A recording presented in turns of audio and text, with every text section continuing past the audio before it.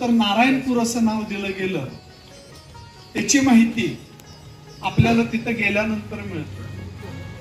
म्हणजे या किल्ल्याच्या संदर्भात एक 2 ओळी शाहीर पिराजीराव सरनाईकांनी अत्यंत चांगल्या शब्दामध्ये मांडलेला आहे. अलीकडं जेजूर पलीकडं सोनारी, अलीकडं जेजुरी पलीकडं सोनारी, मध्ये वाहतो करहा, आणि पुरंदर किल्ला हा शिवबांच्या मस्तकातला तुरा. असं कुठल्या किल्ल्याच्या संदर्भात कुठेही उल्लेख आढळत नाही. अशा पद्धतीचा उल्लेख शाहिरांनी या किल्ल्याच्या बाबतीत व्यक्त केलेला. पुरंदरचा अर्थ किती जणांना माहिती आहे? कोण सांगतं? पुरंदर म्हणजे काय? तर पुरंदरचा अर्थ आहे उत्कृष्टतेचा नमुना. म्हणजे किल्ल्यामध्ये जर कोणता किल्ला सर्वश्रेष्ठ असेल तर तो पुरंदर. पण तुम्हाला आश्चर्य वाटेल, शिवाजी महाराजांच्याकडे ज्यावेळी तो किल्ला 1648 मध्ये आला, त्यानंतर पहिल्यांदा त्या किल्ल्याला राजधानीचा दर्जा शिवाजी महाराजांनी दिला. आपण राजगड म्हणतो, नंतर रायगडावर त्यांचा राज्याभिषेक झाला.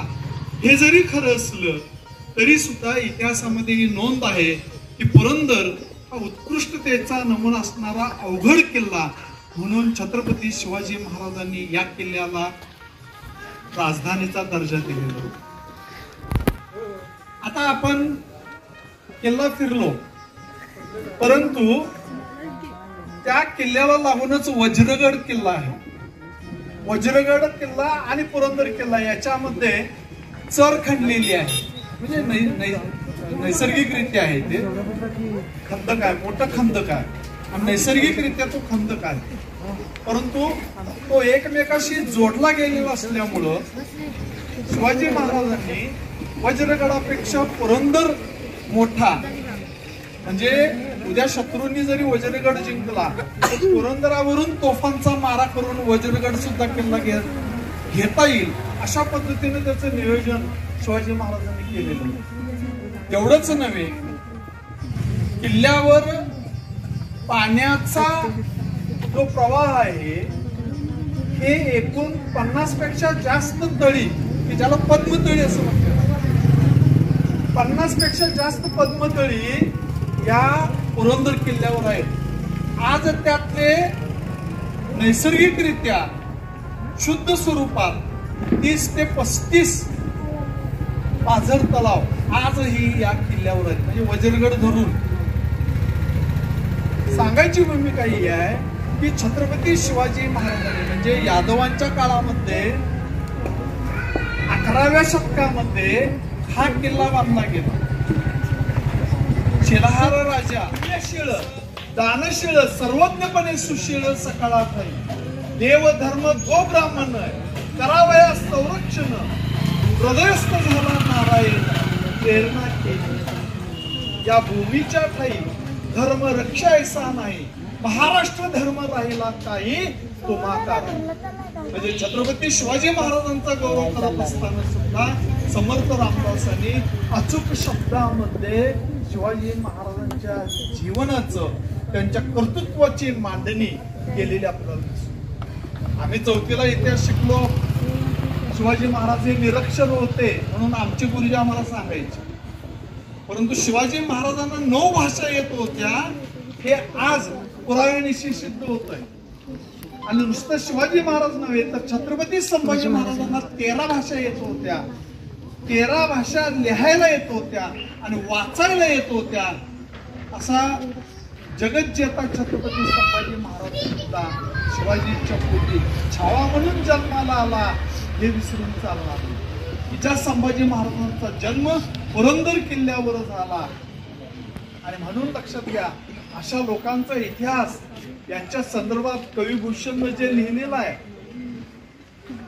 ते ज्यावेळी आपण वाचतो, ज्यावेळी ते ऐकतो, त्यावेळी अक्षरशः अंगावर रोमांच उभे राहतात.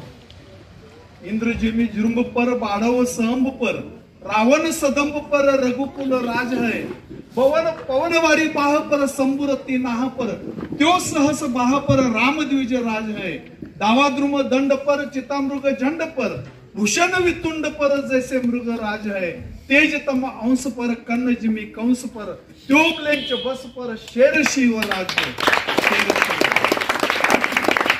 छत्रपती शिवाजी महाराजांचं हे वर्णन कवी भूषण शिवाजी महाराजांच्या पुढे केलेलं नाही, औरंगजेबाच्या दरबारात औरंगजेबाच्या पुढे केलेलं होतं. हे लक्षात ठेवा. त्यावेळी कवी भूषण शिवाजी महाराजांना पाहिलेलं सुद्धा नव्हतं. फक्त शिवाजी महाराजांचं वर्णन ऐकून कवी भूषण हे काव्य त्या ठिकाणी पहिलं काव्य त्या ठिकाणी रचलं. आणि नंतर ज्यावेळी औरंगजेब बादशाहनं त्याला हाकलून लावलं, कारण औरंगजेब बादशाहवर सुद्धा ज्यावेळी कविता कर म्हणून औरंगजेब बादशाहनं सांगितलं त्यावेळी कवी भूषणनं औरंगजेब बादशाहचं जे अचूक वर्णन आहे, म्हणजे त्यांना आपल्या तिन्ही भावांना मारलं, दारा शुक्र मुरारला, शहाजहान बादशाहला तुरुंगामध्ये टाकलं, एवढंच नव्हे स्वतःच्या मुलाला सुद्धा त्यानं कैदेत टाकलं, स्वतःच्या बहिणीला आणि मुलीला कैदेत टाकलं. एवढा क्रूर कर्मा औरंगजेब बादशाह याच्या बाबतीत त्याचं जे आहे तेच त्या ठिकाणी त्या कवितेमध्ये वर्णन केल्यानंतर औरंगजेब बादशाहला राग आला. खरं म्हणजे मृत्यूदंडाची शिक्षा त्यानं ठोठावलेली होती, परंतु एक कवी म्हणून त्याला त्या ठिकाणी त्यानं सोडून दिलं. आणि त्यावेळी तो डायरेक्ट रायगडावर आला आणि शिवाजी महाराजांना भेटल्यानंतर शिवराज भूषण नावाचं काव्यसंग्रह त्यानं लिहिलं. एवढं सुंदर कवी भूषणाच्या कविता आहेत. म्हणजे मी एक तुम्हाला सांगितलं, परंतु त्याच्या कविता नुसतं असं ऐकत असताना सुद्धा अंगावर रोमांच उभे राहतात आणि शिवाजी महाराज काय होते हे आपल्याला त्या ठिकाणी लक्षात. आपण एखादी